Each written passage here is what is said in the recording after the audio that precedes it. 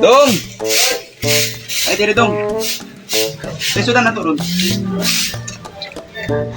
Wala kaya? Maginis na kaya? Ha? Maginis na? Ito rin kaya? Lamig. Okay ka. Dong. Direto.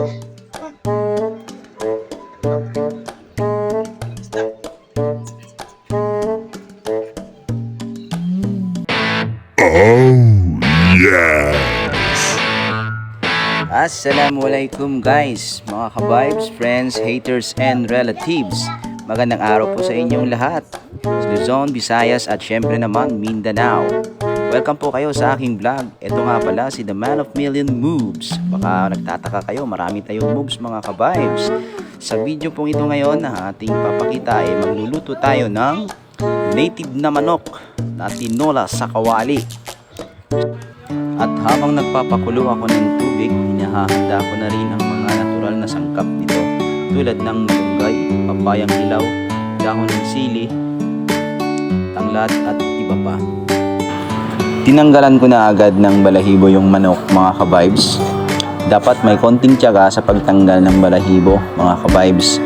At syempre, pagkatapos nito, susunugin muna natin yung mga natitirang konting balahibo tulad ng mga maliliit na parang buhok-buhok niya.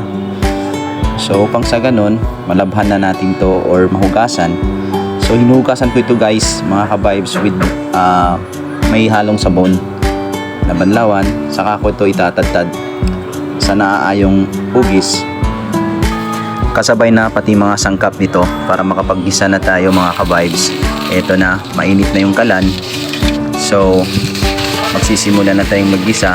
Kaya nilagay na natin itong manok, karne, parang tutustahin natin.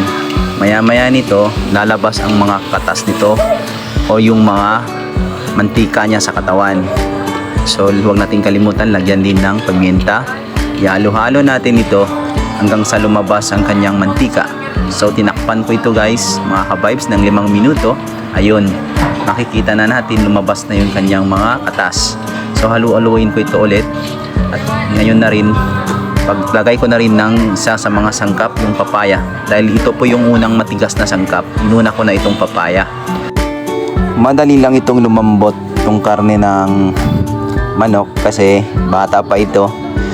At pag ako nagluluto, nag-prepare na ako agad ng mainit na tubig pang dagdag sa sabaw kung sakasakali. Kasi pag yung malamig ang ilalagay nyo na tubig, tatagalan pa ito, baka mas lalong tumigas yung karne. So papakuloyin lang natin ito mga ka-vibes. At syempre wag natin kalimutan itong tanglad, ito yung nagbibigay buhay sa sabaw, sa lasa niya.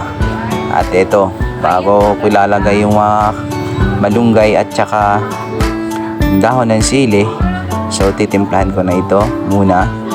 At kung malambot na lahat, ready to eat na ito. Sana'y nagustuhan po ninyo ang aking video mga ka-vibes. At kung bago ka pa lang sa aking channel, please paki-follow, subscribe, share, like, and comment para updated ka sa aking mga bagong videos. Maraming salamat po.